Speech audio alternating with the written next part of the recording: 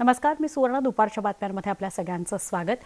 राष्ट्रवादी काँग्रेसचे अध्यक्ष शरद पवार दुपारी 4 वाजता पत्रकार परिषद घेणार आहेत.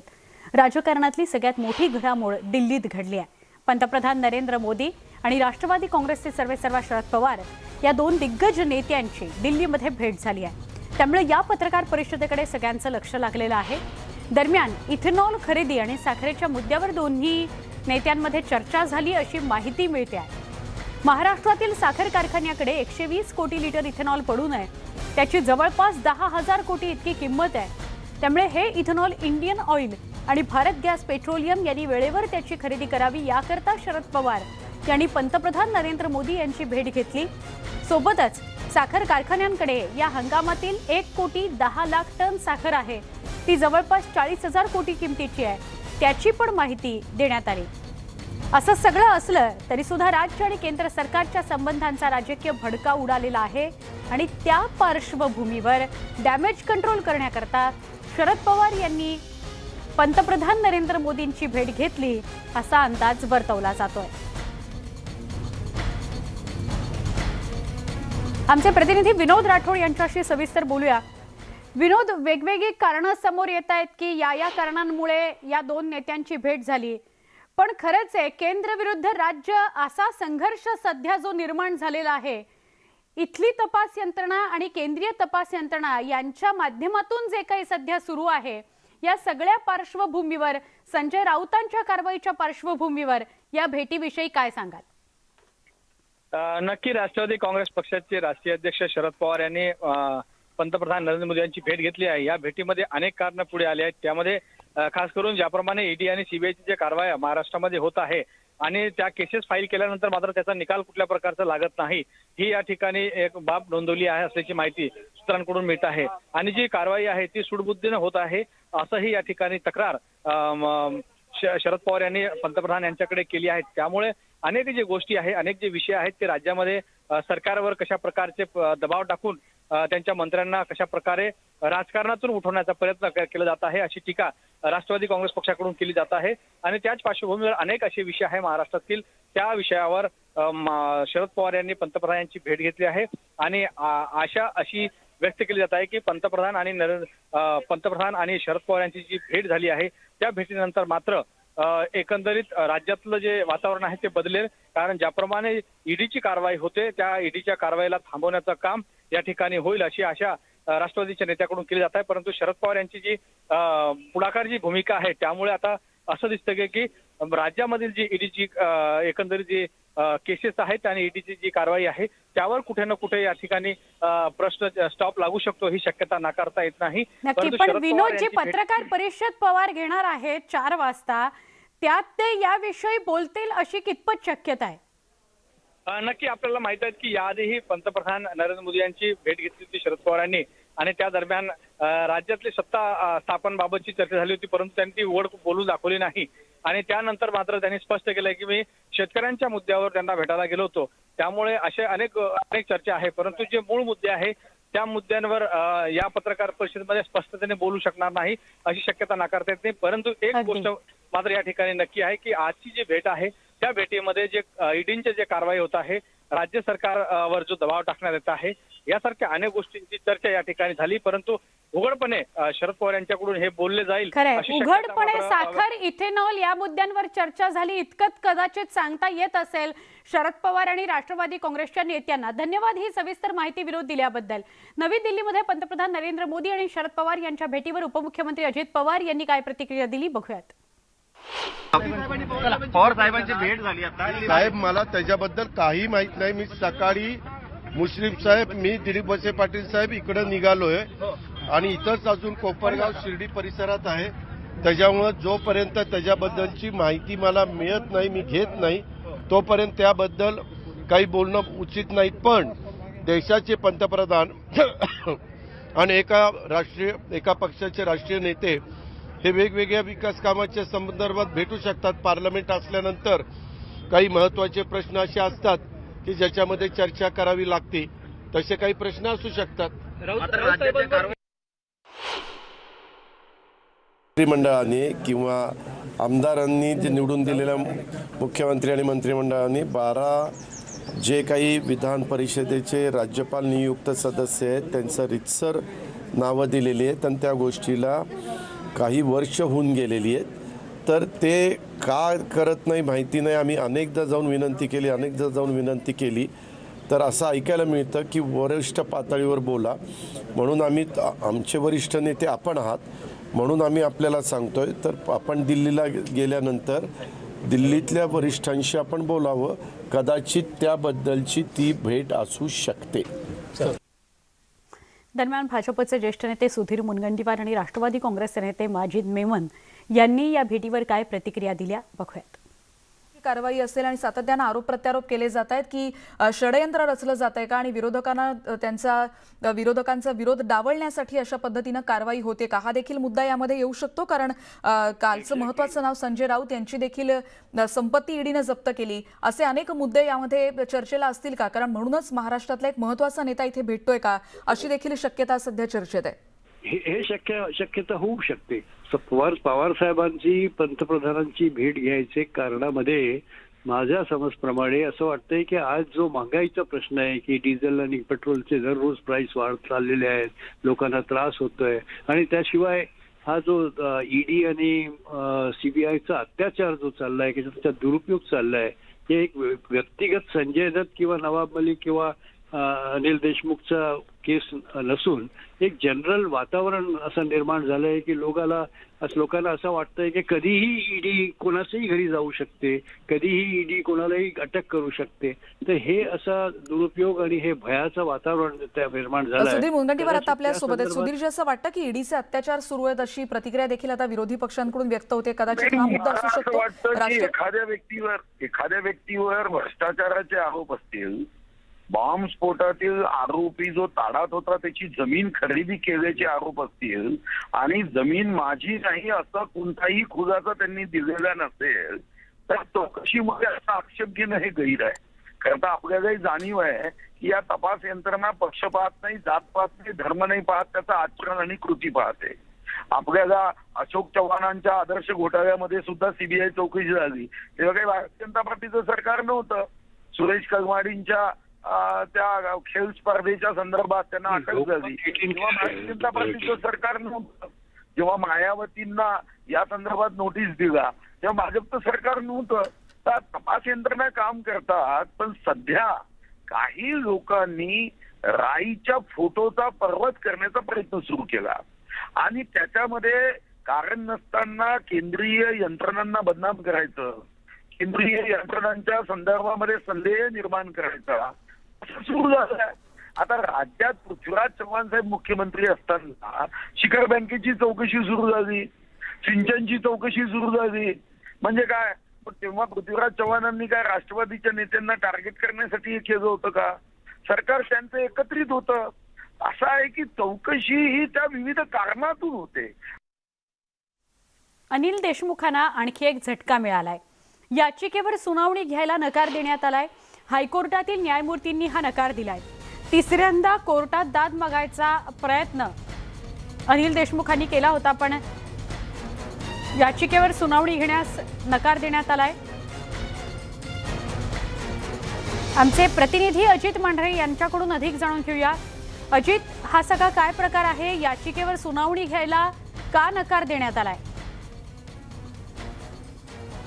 अजित मांढरे आमचे प्रतिनिधी, ज्यांच्याशी आपण सविस्तर बोलूया. ही बातमी आहे अनिल देशमुखांसंदर्भातली.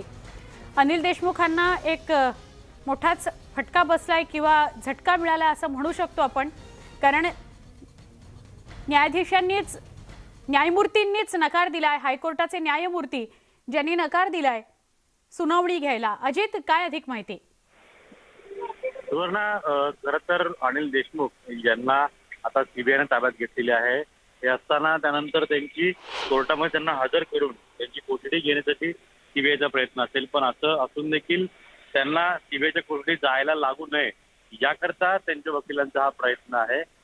पण आपण जर पाहिलं असेल तर या प्रकरणातील कुंदन शिंदे असेल, संजीव पालांडे असेल, त्याचप्रमाणे सचिन वाजे असेल, या तिघांची कोठडी जी आहे ती सीबीआयला मिळालेली आहे. आणि प्रमुख या प्रकरणातील आरोपी जे आहेत अनिल देशमुख यांची कोठडी मात्र अजूनपर्यंत सीबीआयला मिळाली नाहीये. पण आज सकाळी त्यांना सीबीआयने ताब्यात घेतलेला आहे. हे सगळं टाळण्यासाठी अनिल देशमुख यांच्या वकिलांचा प्रयत्न आहे का, अशी चर्चा आहे. ज्यावेळेस रेवती डेरे न्यायमूर्ती जे आहेत त्यांच्यासमोर त्यांनी याची दाखल केली, त्यावेळेस त्यांनी यावर सुनावणी घेण्यास नकार दिला. तर नाईक न्यायमूर्ती जे आहेत त्यांनी देखील यावर सुनावणी घेण्यास नकार दिला. या सगळ्या प्रकरणामध्ये ह्या जे आरोप आहेत किंवा ज्या पद्धतीची याचिका आहे ती या कोर्टासमोर मेंटेनेबल नाहीये असं न्यायालयाने स्पष्ट केलेलं आहे. त्यामुळे अनिल देशमुख यांना सलग 2 वेळा आज न्यायालयाकडून झटका मिळालेला आहे. आता त्यांच्यासमोर काय पुढील पर्याय उपलब्ध आहेत हे देखील पाहावं लागेल आणि त्या पार्श्वभूमीवरती अनिल देशमुख यांचे वकील पुढचं काय पाऊल उचलतात हे देखील स्पष्ट होईल. नक्की अजित, धन्यवाद माहिती दिल्याबद्दल. दुपारच्या बातम्यांमध्ये पुन्हा एकदा स्वागत. भाजपचे माजी खासदार किरीट सोमय्या अडचणीत येण्याची शक्यता आहे. INS विक्रांत जहाज वाचवण्याकरता जमा केलेले पैसे राज्यपाल कार्यालयात पोहोचवले नसल्याची धक्कादायक बाब समोर आली आहे. माहिती अधिकारात ही बाब समोर आली आहे. शिवसेना खासदार संजय राऊत यांनी म्हटलंय की 57 कोटींची रक्कम कुठे गेली.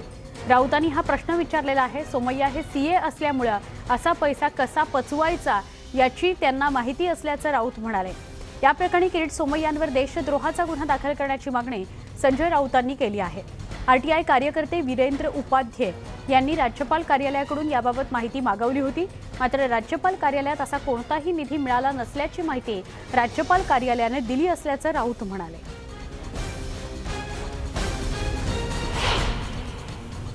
माननीय राज्यपालांच्या कार्यालयातून माझ्याकडे आलेलं पत्र आहे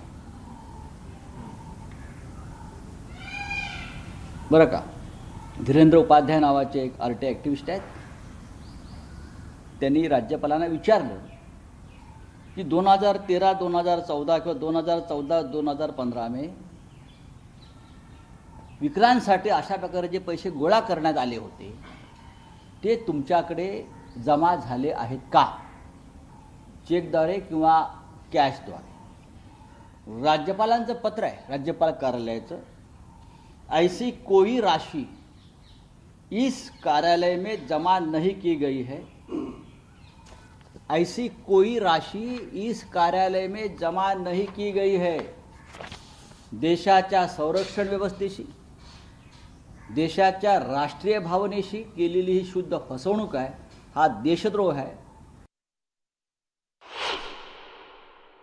57 कोटी रुपये या देशद्रोही किरीट सोमय्याने गोळा केले भारतीय जनता पक्षाचा झेंडा घेऊन. 57 कोटी ही लहान रक्कम नाही आहे. ही नुसती समोर सांगितलेली रक्कम आहे. हा आकडा 100 कोटीच्या वर असावा असं मला वाटतं. बरे, माझं उत्तर नाही आहे. आता ते येतील आणि सांगतील आपला तर काय सामानदाच नाही. हे फोटो आहेत, पैसे गोळा केलेले आहेत. अशा प्रकारचे पैसे नेवीनगरला गोळा करण्यात आले मोठ्या प्रमाणात निवृत्त अधिकाऱ्यांकडून. आणि ही रक्कम कोटी कोटींच्या घरात आहे. आणि ही रक्कम राजभवनात जमा झालेली नसेल तर ही रक्कम कुठे गेली, ही रक्कम कोणाच्या घशात आणि खिशात गेली, ही रक्कम भारतीय जनता पक्षानं निवडणुकीत वापरली त्या काळात की किरीट सोमय्या यांची जी कंपनी आहे कन्स्ट्रक्शन निकॉन इन्फ्रा त्यात वापरण्यात आली, हा सवाल आहे. माझ्या माहितीप्रमाणे हा देशद्रोहाचा गुन्हा होऊ शकतो. राष्ट्रीय सुरक्षेच्या नावावर गोळा केलेले हे पैसे हे कोणाच्या खिशात गेले याची महाराष्ट्र सरकारच्या तपास यंत्रणांनी तर चौकशी करायलाच हवी. पण केंद्रीय तपास यंत्रणा जर पारदर्शक आणि निष्पक्ष असतील तर CBI, इन्कम टॅक्स आणि भारतीय जनता पक्षाची पदाधिकारी असलेली ED यांनी चौकशी करून पाहावी. जर त्यांना या चौकशीत काही सापडत नसेल तर मी त्यांना मदत करीन. INS विक्रांत वाचवण्याकरता जमा केलेले पैसे राज्यपाल कार्यालयात पोहोचले नसल्याची माहिती RTI मध्ये समोर आली आहे. RTI कार्यकर्ते उपाध्ये यांनी राज्यपाल कार्यालयाकडून ही माहिती मागवली होती. असे कोणतेही पैसे मिळाले नसल्याचं राजभवन कार्यालयाकडून सांगण्यात आलं.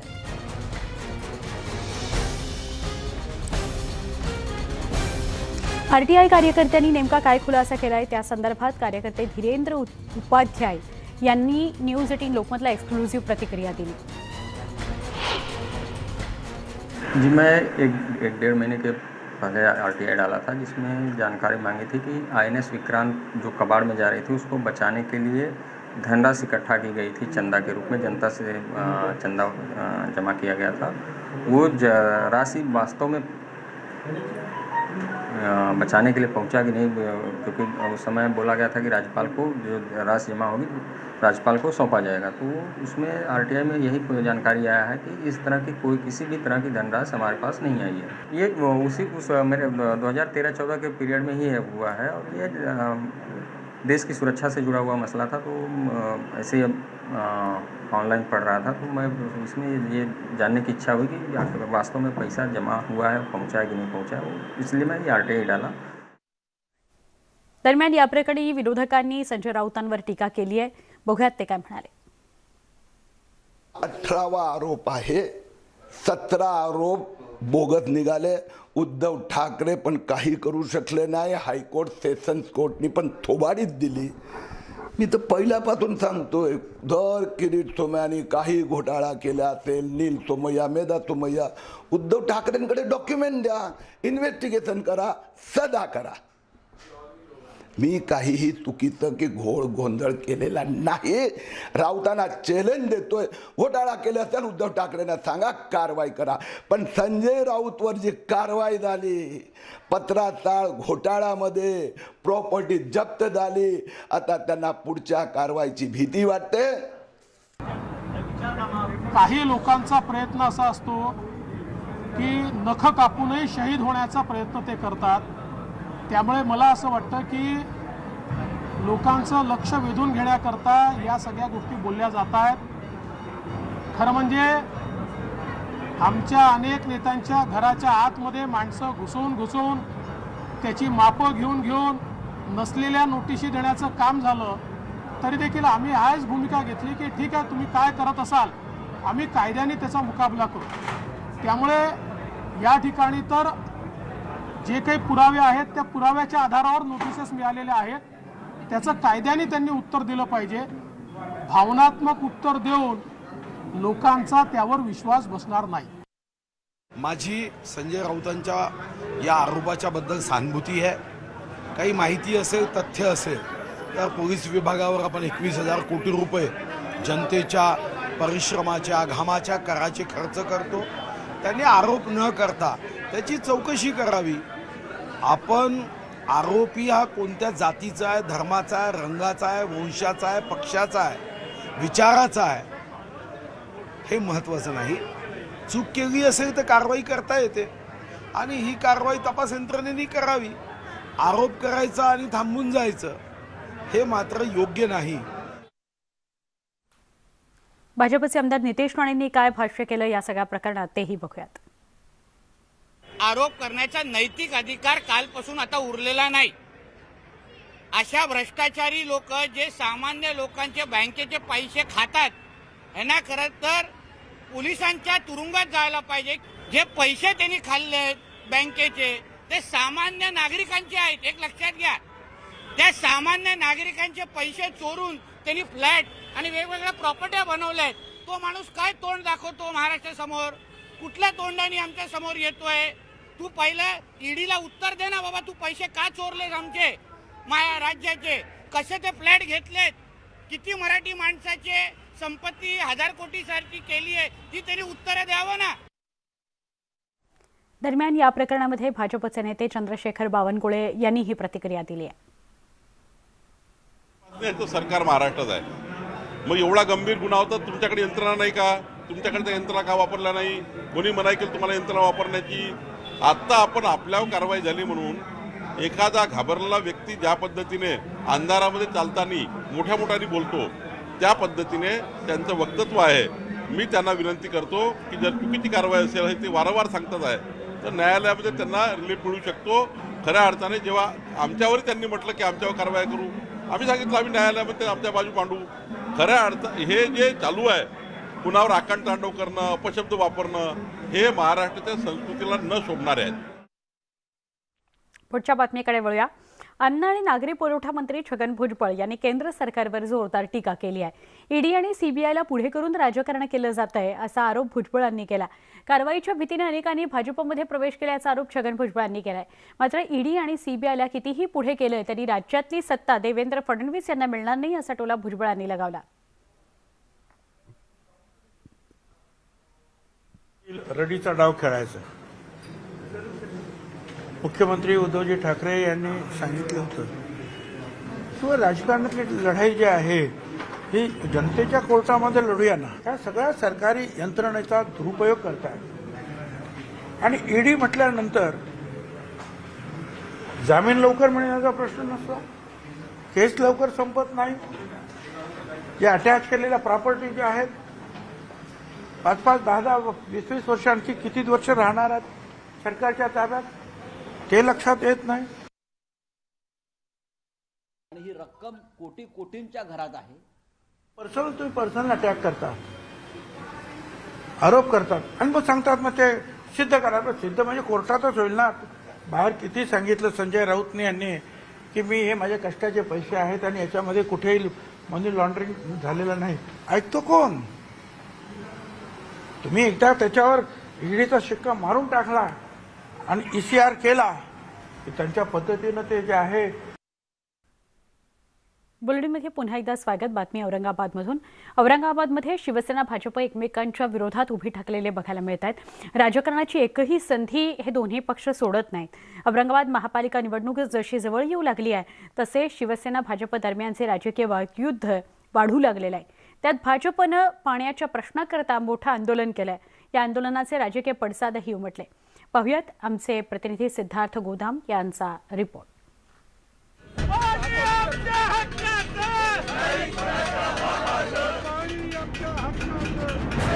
औरंगाबाद शहरात आठवड्यातून एकदा पाणी येतं आणि ही समस्या शहरभर सगळीकडे सारखीच आहे। मग तो भाजपचा वॉर्ड असो की शिवसेनेचा। मात्र भाजपनं पाण्याच्या टाकीजवळच आंदोलन सुरू केलंय। N4 वॉर्डच्या रहिवाशांना पाणी आठवड्यातून एकदाच मिळतंय, तेही कमी दाबानं।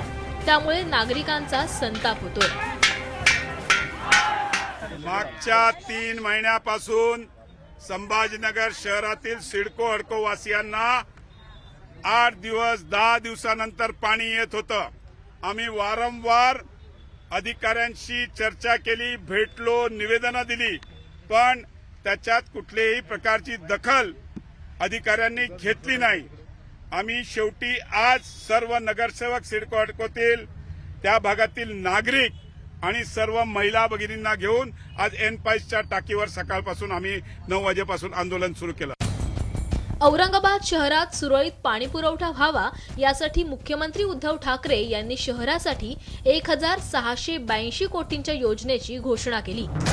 पैठणहून शहरासाठी पाणी आणण्याच्या कामाला युद्धपातळीवर सुरुवातही झाली आहे। पाईपलाईन टाकण्याच्या आणि शहरात जलकुंभ बांधण्याच्या कामाची सुरुवातही झाली आहे। भाजपच्या पाण्याच्या प्रश्नावरून सतत सेनेला कोंडीत पकडण्याच्या राजकारणाला आता पूर्णविराम मिळेल अशी सेनेला अपेक्षा होती। मात्र सेनेच्या 1682 कोटींच्या योजनेमुळे महापालिका निवडणुकीत सेनेला लोक पसंती देतील अशी भीती भाजपला आहे। पाण्याची पाईपलाईन काही शिवसेनेसाठी वेगळी आणि भारतीय जनता पार्टीसाठी वेगळी अंथरलेली नाही आहे। सगळ्या शहरासाठी एकच पिण्याची लाईन आहे आणि भारतीय जनता पार्टीनं आंदोलन करायचं म्हणून कृत्रिम पाण्याची टंचाई निर्माण केल्याचा मी आरोप करतोय भारतीय जनता पार्टीवर। काही अधिकाऱ्यांना हाताशी धरून मी कमिशनरला रात्री 12 वाजताच ही गोष्ट कळवलेली आहे। आंदोलन करायचं म्हणून कृत्रिम पाणी टंचाई करायची भारतीय जनता पार्टीनं काही अधिकाऱ्यांना हाताशी धरून केलेलं आहे। अनियमित पाणी पुरवठ्याचा औरंगाबादकरांना वीट आलाय। नव्या योजनेमुळे थोडं उशिरानं का होईना पण पाणी मिळेल अशी आशा औरंगाबादकरांना वाटतेय। जुनी पाईपलाईन बदलून नवीन पाईपलाईन टाकण्याच्या कामाचा पाणी पुरवठ्यावर परिणाम झाल्याचं प्रशासक पांडे यांचं म्हणणं आहे।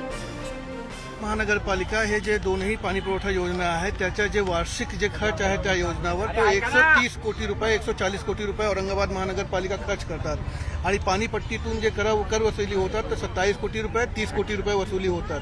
तो पाणी पुरवठा योजनामध्ये औरंगाबाद महानगरपालिका दरवर्षी 100 कोटी रुपये स्वतःहून टाकून आणि पाणी पुरवठा आता करत आहे।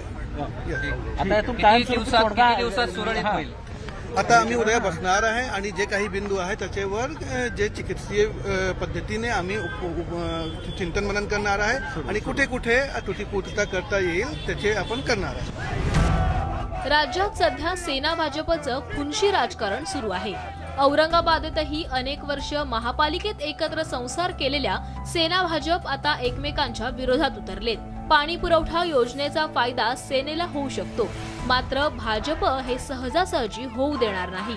त्यामुळे आगामी काळातही औरंगाबादचं पाणी पेटल्याशिवाय राहणार नाही.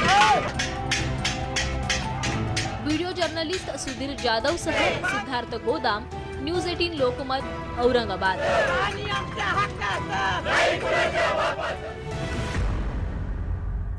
राज्यात ऐन उन्हाळ्यात एकीकडे पाणी प्रश्न पेटलेला असताना बीडमध्ये मात्र पाणी लोकांकरता घातक ठरतंय.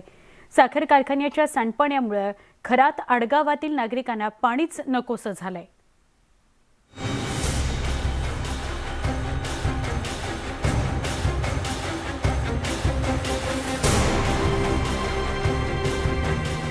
ऊस उत्पादकांसाठी वरदान ठरणारा साखर कारखाना बीडच्या खरात आडगावकरांसाठी शाप ठरू लागलाय. जय महेश NSL शुगर पवारवाडी या साखर कारखान्याचं केमिकल मिश्रित सांडपाणी गेल्या 2 महिन्यांपासून गावालगतच्या नाल्यात सोडलं जात आहे आणि हे केमिकल मिश्रित सांडपाणी गावाला पाणी पुरवठा करणारी विहीर आणि बोरवेलमध्ये पाझरल्यानं पिण्याच्या पाण्याची अतिशय गंभीर समस्या निर्माण झाली आहे. त्याला पाणी कारखान्यानं पाणी मळीचं सोडलंय आणि ते पाणी लय घाण वास यायला, संडास उलटी व्हायली. पेता येत नाही का ते? नाही पेता येत. कुठं मळ्यातून आणावं लागले का हापशाचं आणावं लागले लांबून. हे महेशचं पाणी घाण पाणी त्यांनी आमच्या पाणी पुरवठ्याच्या विहिरीपाशी, पिण्याच्या पाण्याच्या विहिरीपाशी आणून सोडले आणि त्यांना आम्ही वेळोवेळी सांगितलं आणि नोटीस देऊनही सांगितलं, तरी त्यांनी हा प्रकार काय बंद केला नाही आणि त्यामुळं काय झालं, गावातील टोटल पाणी पुरवठा बंद झालेला आहे. गावाला पाणी पुरवठा करणाऱ्या विहिरीचं पाणी काळं झालंय. या पाण्याला घाण वास येत असून पिण्याच्या स्वच्छ पाण्यासाठी मैलोनमैल पायपीट करण्याची वेळ ग्रामस्थांवर ओढवली आहे. आंघोळीला वापरलं की माणसांना काय नाही, पण लेकरांची परिस्थिती बेकार आहे ना. लेकरांना अंगावर सूज येईल, खाजवायले अंग. पाणीच प्यायना जनावर, दूषित पाणी असल्यामुळे ते श्वास वास यायला कुचळण. वलसीचं पाणी दे, ATPचं पाणी आमच्याकडे का सोडता तुम्ही? आमचे जनावर तिथं पाणी प्यायना घे. नळाला पाणी पिवळ झर येते, तसलं पाणी आंघोळी करून आमचे चट्टे अंगावर. गावालगतच असलेल्या जय महेश NSL साखर कारखान्यामुळे 1,500 लोकवस्तीच्या गावात पाणी असून सुद्धा मोठी पाणी टंचाई निर्माण झाली आहे. हे अपायकारक पाणी ग्रामस्थांना प्यायला द्यायचं तरी कसं, म्हणून ग्रामपंचायत कर्मचाऱ्यांना देखील पाणी सोडलेलं नाही. 2 महिने झालं जय महेश शुगर इंडस्ट्रीजचं पाणी आम्ही एक जे आमच्या विहिरीलगतच एक जे बंधारा केलेला आहे, त्या बंधाऱ्याचा आमच्या विहिरीला फायदा होईल ह्यासाठी आम्ही एक नॅचरली समजा बंधारा केलेला होता. त्या बंधाऱ्यात काय केलं, जय महेश कारखान्याने पाणी सोडलं. पाणी सोडल्यामुळं आमच्या ग्रामपंचायत कार्यालयाच्या जे पाणी पुरवठ्याची विहीर आहे, त्या विहिरीचं पाणी पूर्णपणे दूषित झालेलं आहे. दूषित झालेलं असल्यामुळं मला गावात पाणी पुरवठा हा करता येईना. पाणी बंद करून आम्हाला जोपर्यंत हे नैसर्गिक पाणी स्वच्छ होत नाही तोपर्यंत आम्हाला पाणी पुरवावं, पिण्यासाठी पाण्याची सुविधा करून द्यावी आणि हे पाणी पूर्ण उपसून परत जसेच तसे आम्हाला करून द्यावी, नाहीतर यापुढे आम्ही मोठं आंदोलन करणार आहोत. या केमिकल मिश्रित दूषित पाण्याच्या तक्रारीकडे साखर कारखान्याकडून मात्र सपशेल दुर्लक्ष करण्यात आलंय. याबाबत प्रशासनाकडे तक्रार केल्यानंतर यंत्रणांनी सुद्धा बोटचेपी धोरण स्वीकारलंय. त्यामुळं या झोपी गेलेल्या प्रशासनाला ग्रामस्थांचा बळी गेल्यावरच जाग येणार का, असा उद्विग्न सवाल नागरिक उपस्थित करतायत. सुरेश जाधव, न्यूज 18 लोकमत. दुपारच्या बातम्यांमध्ये पुन्हा एकदा स्वागत. बातमी ठाण्यातलं उपनगर मुंब्रा इथून. मुंब्रा परिसरामध्ये नशेबाजांनी हैदोस घातलेला होता, पण आता पोलिसांनी ड्रग्ज पेडलर्स आणि नशेबाजांविरोधात कारवाईचा बडगा उगारलाय. पोलिसांनी नशेबाजांच्या मुसक्या आवळून त्यांची शहरातून धिंड काढली. त्यामुळे मुंब्र्यामधील गुन्हेगारांना पळताभुई थोडी झाली. पाहूयात स्पेशल रिपोर्ट.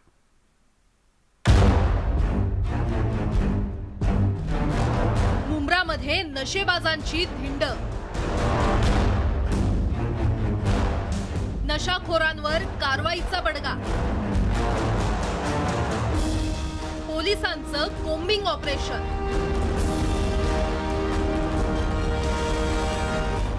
ही दृश्य आहेत ठाण्याच्या मुंब्रा परिसरातील. दोरखंडानं बांधलेले हे आहेत मुंब्र्यातील अट्टल नशेबाज. 1, 2, 3, 4, 5, 6, 7 आणि 8 या 8 जणांची पोलिसांनी मुंब्र्यातील रस्त्यावरून धिंड काढली होती. तसंच ते आपल्या कृत्याची माफी मागत असल्याचं पाहायला मिळतंय. हे तरुण नशेच्या आहारी गेले असून त्यांनी मुंब्र्यातील रशीद कंपाऊंड परिसरात दहशत निर्माण करण्याचा प्रयत्न केला होता आणि त्यामुळेच पोलिसांनी त्यांची अशा प्रकारे रस्त्यावरून वरात काढली होती.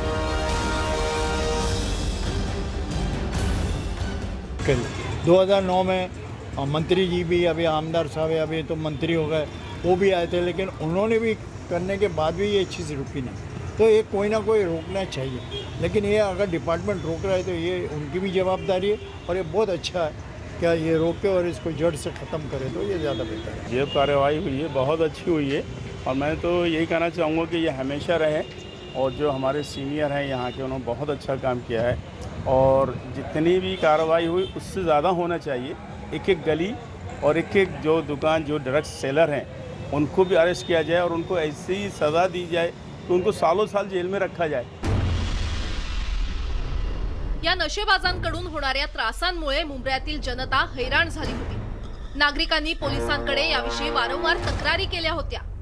या तक्रारींची दखल घेत पोलिसांनी मुंब्रा परिसरात कोम्बिंग ऑपरेशन करून या नशेबाजांच्या मुसक्या आवळल्या. त्या कोम्बिंग ऑपरेशनची जबाबदारी ठाणे पोलीस दलातील सिंघम अशी ओळख असलेले पोलीस उपनिरीक्षक हर्षद काळे यांच्यावर सोपवण्यात आली होती.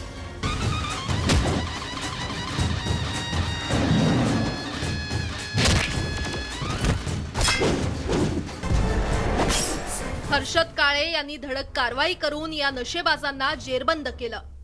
तसंच नागरिकांमधील त्यांची दहशत मोडून काढण्यासाठी हा मार्ग अवलंबला. वारंवार ह्यांच्यावर कन्झम्पशनच्या केसेस किंवा पजेशनच्या केसेस करण्यात आलेल्या आहेत आणि जे काय धिंड काढण्यात आली तर जे काय मुंब्रामध्ये सध्या वातावरण आहे, आम्ही गेल्या 5 ते 6 महिन्यापासून रात्र आणि दिवस मेहनत करून आम्ही भरपूर केसेस केल्या नार्कोटिक्सच्या. त्याच्यामध्ये आम्ही नायजेरियन कनेक्शन्स ओपन केले, त्यानंतर अनेक निग्रो लोक आम्ही अटक केले किंवा मुंब्र्यामधले मोठे मोठे जे पेडलर्स आहेत त्यांच्यावर आम्ही कायदेशीर कारवाई केली. मुंब्रा परिसरात ड्रग्ज तस्करांकडून चोरी छुपे अंमली पदार्थांची विक्री केली जाते. तरुणाई नशेच्या आहारी जात असल्याचं या प्रकरणातून पुन्हा एकदा समोर आलंय. मात्र आता मुंब्रा पोलिसांनी ड्रग्ज तस्कर आणि नशेबाजांविरोधात धडक कारवाई करण्यास सुरुवात केली आहे आणि ही त्याची सुरुवात असल्याचं पोलिसांनी सांगितलंय. बऱ्याच दिवसातून मुंब्रा शहरवासियांकडून अंमली पदार्थांच्या तस्करी संदर्भात तक्रारी येत होत्या. त्याप्रमाणे वरिष्ठांच्या सूचनेनुसार मी आणि माझे सहकारी आणि काही कर्मचारी अशांनी गोपनीय माहितीच्या आधारे काही ठिकाणी छापे टाकले. त्या अनुषंगाने 8 जणांना आम्ही ताब्यात घेतलं. त्यांच्याकडून मोठ्या प्रमाणात अंमली पदार्थ ताब्यात घेतलेले आहेत. पोलिसांच्या या कारवाईचं मुंब्रावासियांनी कौतुक केलंय. तर पोलीस उपनिरीक्षक हर्षद काळे यांच्या धडाकेबाज कारवाईमुळे मुंब्र्यातील गुन्हेगारांची झोप उडाली आहे. अल्पावधीतच गुन्हेगारांवर वचक निर्माण करणाऱ्या या पोलीस अधिकाऱ्याची मुंब्र्यामध्ये जोरदार चर्चा आहे. हर्षद काळे यांनी आपल्या कामगिरीमुळे राष्ट्रपती पदकावर नाव कोरलंय. 2 एन्काउंटर, 26/11च्या मुंबई दहशतवादी हल्ल्यात उल्लेखनीय कामगिरी, पुण्यातील जर्मन बेकरी बॉम्बस्फोट प्रकरणी महत्वाचा तपास, नक्षलवाद्यांशी चकमकी अशा धडाकेबाज कामगिरीमुळे त्यांनी सलग 6 वेळा शासनाचा पुरस्कार पटकावलाय. मुंब्र्यात आल्यापासून अंमली पदार्थ तस्करांवरती कारवाई हर्षद काळे यांनी सुरूच ठेवली आहे. मग गेल्या वर्षी 5 डिसेंबरला नायजेरियन टोळीचा केलेला पर्दाफाश असो की मुंब्र्यातीलच एका अंमली पदार्थ टोळीच्या मुसक्या आवळलेल्या असो, हर्षद काळे हे तेव्हापासूनच चर्चेत आलेले आहेत. मी जेव्हापर्यंत मुंब्र्यात आहे तोपर्यंत मुंब्र्यामध्ये नशेचा व्यापार करणाऱ्यांना शिरकाव देखील करू देणार नाही, असं वचन हर्षद काळे यांनी मुंब्रावासियांना दिलेलं आहे. त्यामुळे अशा अधिकाऱ्यांचं कौतुक हे झालंच पाहिजे. मात्र अशा कारवायांमध्ये सातत्य राखण्याची आवश्यकता आहे, तरच गुन्हेगारांवर लगाम लागण्यास मदत मिळणार आहे. निखिल चव्हाणसह अजित मांढरे, न्यूज 18 लोकमत, ठाणे.